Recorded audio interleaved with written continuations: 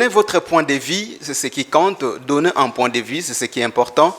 Mesdames, Messieurs, bienvenue à ce 1e numéro de votre émission Point de vue. Nous recevons pour vous aujourd'hui un invité, un économiste, en la personne de M. Alki Tengue, à qui nous allons dire bonjour monsieur et bienvenue. Bonjour. Avec notre invité, notre économiste, nous allons parler du budget de l'année 2020 que le gouvernement vient de publier.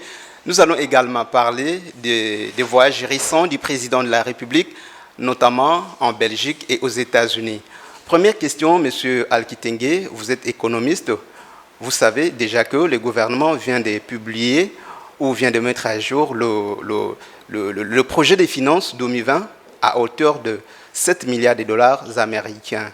Selon vous, ce budget représente-t-il les potentiels économiques de la République démocratique du Congo ou encore les attentes de la population par rapport au discours politique qui a été prononcé pendant la campagne électorale du président Tshisekedi ou encore pendant la mise en place des institutions post-électorales?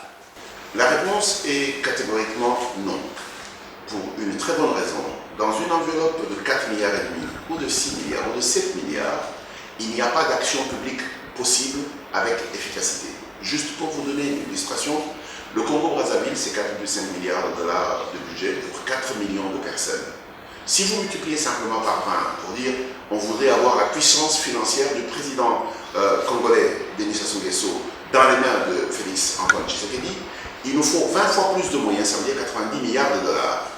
Ne pas avoir suffisamment d'argent, ça veut dire ne pas être en mesure de prendre en charge la sécurité, l'éducation, la santé et un minimum d'infrastructures dans le pays. Je donne un deuxième facteur. C'est un facteur multiplicateur. Le territoire brazzavillois, en fait le Congo-Brazzaville, est 6 fois plus petit que le nôtre. Ça veut dire que chaque fois que le Congo-Brazzaville fait 1 kilomètre, il faut que nous en fassions 6 pour que nous ayons le même impact. Il faut donc savoir que nous ne pouvons pas avoir le dividende territorial, 2 345 000 km², le dividende démographique, les 85 millions de personnes, et espérer rester dans une enveloppe aussi ridicule que 4, 5, 6, 7 milliards de dollars. Il va falloir que nous ayons un débat citoyen. Il va falloir que nous sachions qu'il faut sortir des sentiers battus. Il va falloir qu'on sache que notre situation est d'une précarité dangereuse. Et donc, la question du budget est une question très sérieuse. Il ne faut pas la laisser entre les mains de quelques techniciens qui font la même chose depuis 20 ans. Il ne faut pas la laisser entre les mains de quelques politiciens paresseux qui pensent qu'ils peuvent faire ce qui est humainement possible. Non, nous sommes dans une situation extraordinaire, il faut des approches extraordinaires et la République démocratique du Congo a des atouts. À son temps, Matata Mponyo avait présenté le même budget, mais les députés avaient estimé que cela n'était pas soutenable sur le terrain, ils l'ont rejeté. Mais qu'est-ce qui fait que le même revienne aujourd'hui? Qu'est-ce qui a changé? Non, laissez Matata tranquille.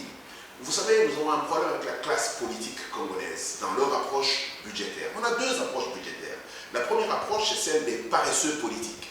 C'est l'approche qui dit qu'aujourd'hui, nous travaillons avec les moyens que nous avons. Nous faisons la politique de nos moyens. Nous avons 4 milliards et demi, qu'est-ce qu'on peut faire d'autre? On essaie de voir où est-ce qu'on affecte beaucoup mieux ou un peu moins bien l'argent que l'on a. Mais la seule chose que cela ne dit pas, c'est que nous avons un taux d'illettrisme largement supérieur à tous les taux qui existent sur la planète Terre. Il faut savoir aussi que nous avons 52 ans d'espérance de vie. Ça veut dire qu'en fait, nos hommes meurent trop vite faute de prise en charge sanitaire. C'est tout simplement inacceptable du point de vue politique, c'est criminel. C'est ça le mot, c'est de la criminalité politique. La deuxième approche budgétaire, c'est de dire quels sont les problèmes, quels sont les défis du pays. On les inventorie et on décide combien ces défis valent. Et on décide de combien d'argent on a, on regarde ce qu'on a, et on décide d'aller chercher le différentiel, y compris en mettant les budgets de famille en jeu. Je donne un exemple simple. Nous avons des ressources minérales qui sont évaluées à 24 000 milliards de dollars, mais qui sont sous sol et qui ne valent absolument rien. Il y a des mécanismes de titrisation qui peuvent nous permettre de lever des fonds pour être en mesure d'investir intensément dans le capital humain et intensément dans la santé et l'éducation qui sont en fait des facteurs de la compétitivité du capital humain. Il y a également moyen d'investir une grande partie d'argent dans un autre facteur de compétitivité qui sont les infrastructures. Il doit y avoir un débat citoyen, selon M. Alki Tengue, par rapport à ce budget, qui est en quelque sorte, selon lui, des criminels. Et monsieur, que pensez-vous de ces finances normalement, qui devaient être revus à la hausse, parce que le chef de l'État parle de la lutte contre la corruption plutôt, la lutte contre la corruption, et la lutte contre la corruption devait apporter beaucoup d'argent dans les trésors publics. Normalement, ce budget devait être revu à la hausse, même 20 milliards. Mais pourquoi nous devons rester toujours sur les 10 milliards? La corruption et le coulage des recettes intéressent ceux qui en bénéficient. Et sont ceux-là qui essaient de donner une impression qu'il n'y a pas moyen de faire autrement, que nous devons rester dans le même carcan. C'est totalement inacceptable. Et c'est pour ça que je dis qu'il nous faut un grand débat citoyen qui permette justement que l'on décide, de boucher tous les trous du panier national. Deuxième chose, que l'on regarde la possibilité d'aller explorer sur d'autres voies. Je donne un exemple simple. Nous sommes un pays avec un taux d'endettement qui représente entre 20 et 25% du PIB national. Nous sommes donc sous-endettés. Qu'est-ce qui nous empêche, nous, de nous endetter pour être en mesure d'investir dans les infrastructures de compétitivité de la nation? Qu'est-ce qui nous empêche, nous, de mettre en place des bons de trésor qui puissent nous permettre d'emprunter largement de l'argent? Qu'est-ce qui nous empêche, nous, de pouvoir faire des partenariats publics-privés pour des infrastructures de transport et de mobilité sur le territoire national qui peuvent améliorer la compétitivité de la nation? Qu'est-ce qui nous empêche, nous, de faire exactement ce que les miniers font avec nos réserves minières, ça veut dire aller sur la place internationale pour aller lever de l'argent en fonction du simple fait qu'ils ont des réserves qui nous appartiennent et qu'ils tiennent. Et donc il est important pour nous de sortir des sentiers battus pour aller à la recherche des solutions. Mais pour ça, il faudrait que nous fassions quelque chose d'important, que nous rétablissions la confiance entre le peuple et les dirigeants et qu'on leur donne le mandat d'aller à la recherche de l'argent pour être en mesure d'investir dans le pays. Mais pour ça également, pour aller chercher de l'argent, il faut savoir ce qu'on veut en faire. Nous sommes un pays qui n'a pas un plan stratégique de développement. Et à partir du moment où on n'a pas un plan stratégique de développement, on a difficilement la capacité de savoir de combien d'argent on a besoin et où est-ce qu'on va le chercher, qu'est-ce qu'on va faire. On n'a donc pas d'indicateur de performance. Monsieur Al-Kitenge, que répondez-vous à ceux qui estiment que ce budget reflète l'ancien régime dans la mesure où les institutions actuelles sont budgétivores plutôt, et la grande partie de ces budgets seront mis en place pour les fonctionnements de ces institutions? C'est vrai que nous avons des institutions éléphantesques et ça coûte cher, mais ça coûte moins cher que la guerre, ça coûte moins cher que l'opposition politique. C'est très bien que nous les ayons ensemble. Et c'est très bien qu'on les responsabilise ensemble. Par contre, la seule chose qu'ils doivent être en mesure de nous montrer, c'est que leurs intelligences mises ensemble atteignent la masse critique nécessaire pour être en mesure de sortir des sentiers battus, aller à la recherche des solutions innovantes, et il en existe. La seule chose que je dis, c'est que nous ne pouvons pas continuer à rester dans cette enveloppe budgétaire minimaliste qui reflète simplement la paresse et dont la conséquence est la criminalité. La criminalité, on peut la voir de plusieurs manières. Les colonnas que nous avons sont le reflet de ce budget. Les 140 groupes armés que nous avons à la partie est et nord du pays sont le reflet de ce budget.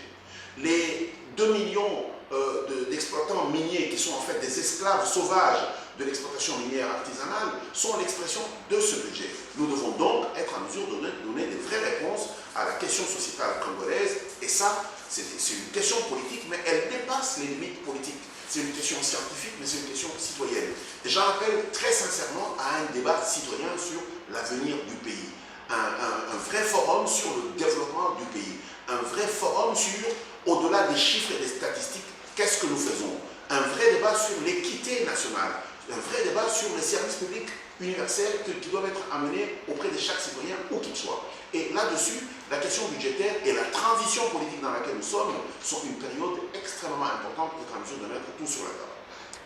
Parlons de voyage de chef de l'État, les deux récents, ils se trouvent actuellement à l'étranger. Nous commençons par la Belgique, où ce voyage était dédié à la normalisation et à la redynamisation de relations entre les deux pays, sur les questions notamment économiques. Comment appréciez-vous d'abord cette mission? Nous avions réussi à nous mettre à dos toute l'Union européenne en passant par la Belgique. C'était complètement inutile. L'Union européenne est le contrepoids de la Chine et il est important pour nous de les avoir comme partenaires. Mais nous devons avoir un plan pour l'Union européenne autant que nous devons avoir un plan pour la Chine, parce que la Chine a un plan pour nous, parce que l'Union européenne a un plan pour nous. C'est très bien que le chef de l'État réchauffe les relations diplomatiques que nous avons avec l'Union européenne et la Belgique de manière particulière, et j'espère, et c'est très important, que nous ayons un réchauffement surtout du côté des investissements. On n'a pas besoin d'aide, on a besoin d'investisseurs, de partenaires qui travaillent avec nous, qui apportent les technologies, qui apportent le savoir-faire, qui apportent des capitaux.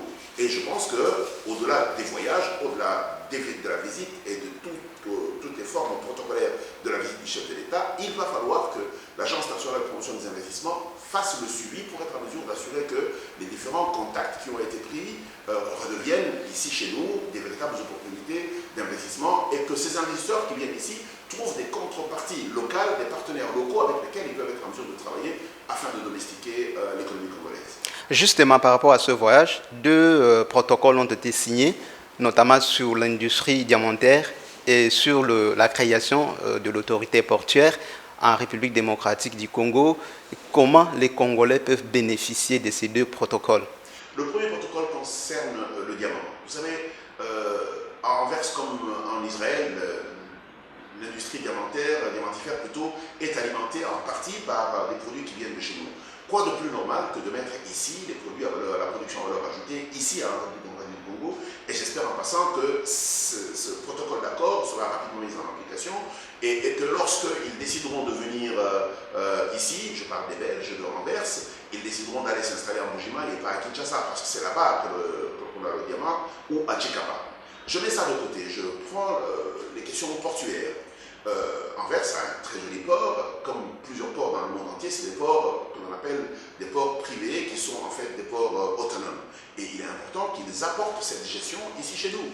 Nous avons des ports qui sont en déficit, non seulement de capacité, mais également qui sont en faillite parce que financièrement parlant ne tiennent pas, aussi parce que technologiquement parlant, utilisent des technologies complètement dépassées. Alors, comment le président Tshisekedi compte-t-il s'y prendre ou qu'est-ce que vous lui proposez quand on sait que les Belges jurent plus sur leur faveur qu'en faveur des Congolais? Le chef de l'État, Félix Antoine Tshisekedi, est chef de l'État de la République démocratique du Congo. Et les Belges et les autorités belges travaillent pour les intérêts de la Belgique, quoi de plus normal. Et donc, il s'agit de nous de pouvoir déterminer ce que je disais ici, quel est notre agenda en face de l'Union européenne, et en particulier en face de la Belgique, quel est notre agenda face à la Chine, quel est notre agenda face au monde entier. Il ne faut pas attendre l'aumône des gens qui dirigent leur pays avec responsabilité pour les intérêts de leur pays. C'est à nous de pouvoir mettre notre agenda sur la table et de négocier en toute tranquillité. C'est pour ça qu'il est toujours important pour des hommes politiques de se faire accompagner par des scientifiques et des techniciens pour être en mesure de leur donner l'éclairage nécessaire sur les questions pratiques. Et je pense qu'il ne faut pas en vouloir aux Belges de vouloir prioriser leurs intérêts. Et c'est pour ça que les dirigeants politiques belges sont élus. C'est pour préserver les intérêts des Belges. C'est à nous et avec nos dirigeants de pouvoir optimiser les intérêts de la République démocratique du Congo et des Congolais. Monsieur Al-Kitenge, le président Félix a aussi rencontré le milliardaire américain Bill Gates et d'autres à marge de la 74e Assemblée générale des Nations Unies. Ces milliardaires, les Congolais le rêvent, ils les prennent parfois comme modèle. Qu'est-ce qu'on peut attendre de cette rencontre entre les deux personnalités et ces voyages de 2 semaines aux États-Unis? Pour quel bilan et pour quel délai? Bill Gates est intéressé par l'agriculture en République démocratique du Congo. Et la République démocratique du Congo, c'est plus de 80 millions d'hectares de terres arables, dont on n'exploite même pas 5%.